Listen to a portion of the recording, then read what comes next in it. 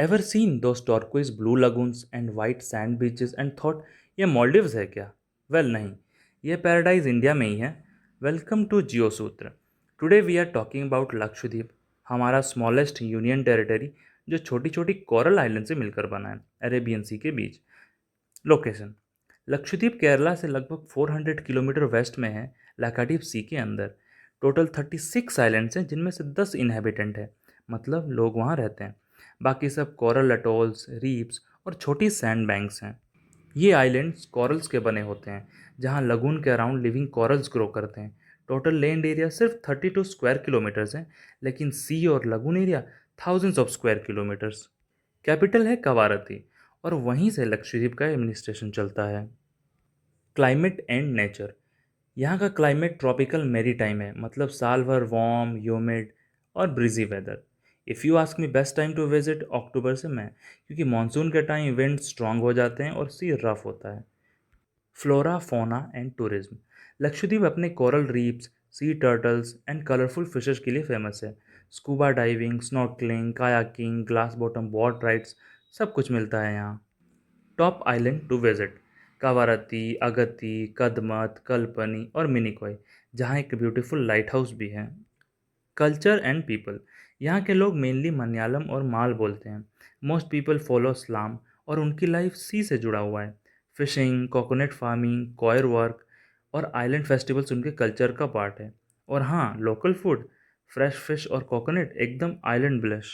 History of Lakshadweep: Lakshadweep की early history लिखी नहीं गई, ये लेजेंड्स और कहानियों में जिंदा है।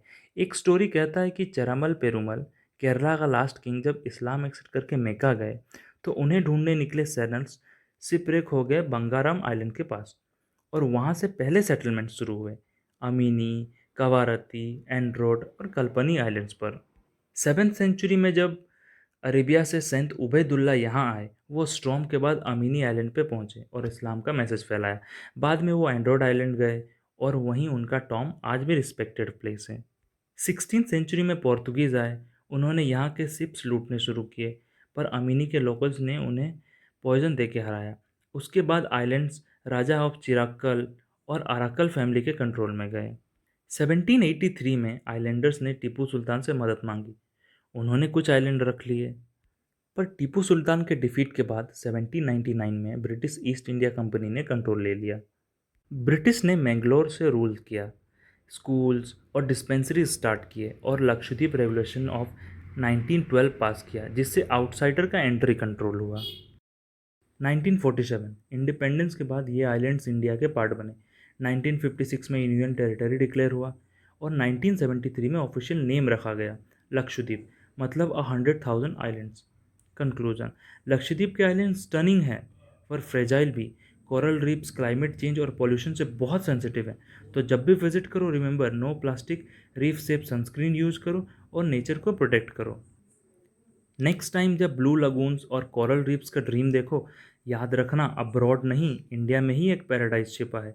Explore Lakshadweep, India's hidden island paradise. Hope you like this video. मिलते हैं नेक्स्ट एपिसोड में। लेट्स कीप एक्सप्लोरिंग इंडिया के अमेजिंग वंडर्स। Thank you.